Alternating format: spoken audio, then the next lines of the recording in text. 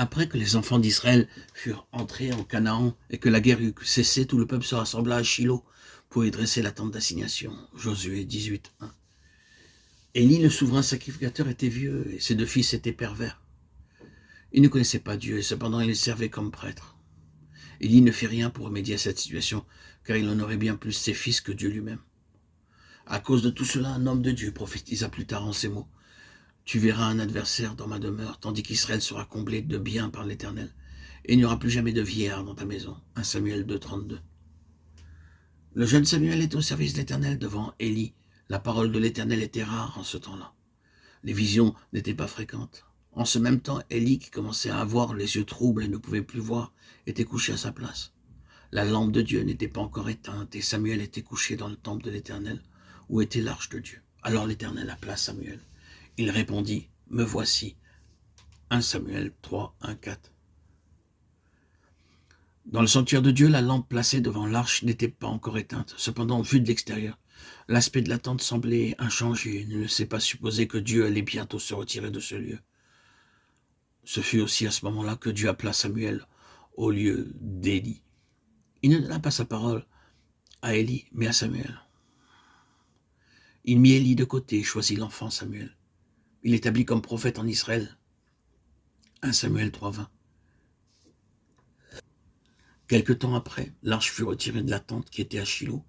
Cela est relaté dans 1 Samuel 4, 3. Le peuple rentra au camp et les anciens d'Israël dirent « Pourquoi l'Éternel nous a-t-il laissé battre aujourd'hui par les Philistins ?» L'on cherchait à Shilo l'arche de l'alliance de l'Éternel. Qu'elle vienne au milieu de nous et qu'elle nous délivre de la main de nos ennemis. Le peuple d'Israël était engagé dans une bataille avec les Philistins et il pensait que si seulement l'arche pouvait être apportée au milieu d'eux, il serait victorieux. C'est pourquoi l'arche fut retirée de la tente de Dieu à Shilo et emmenée sur le champ de bataille. Lorsque l'arche arriva dans le camp, tout Israël poussa de grands cris de joie. 1 Samuel 4, 5.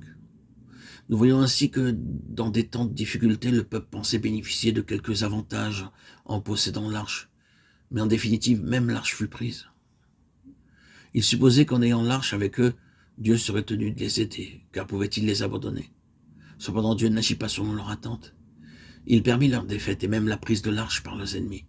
1 Samuel 4, 10, 11. Oh, combien est importante cette question.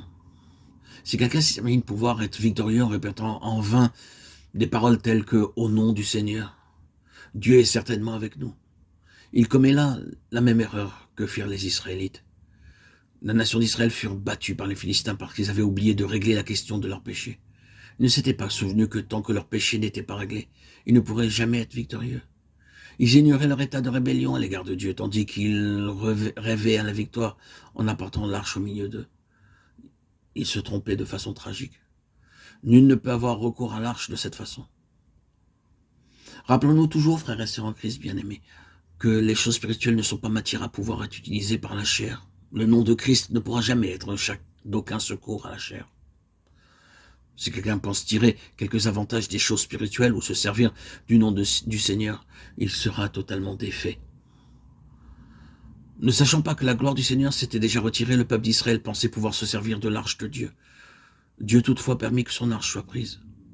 Comprenons bien que le Seigneur ne laissa pas la tente de Shilo parce que l'arche avait été prise, mais plutôt que l'arche fut prise parce que le Seigneur avait premièrement abandonné Shilo.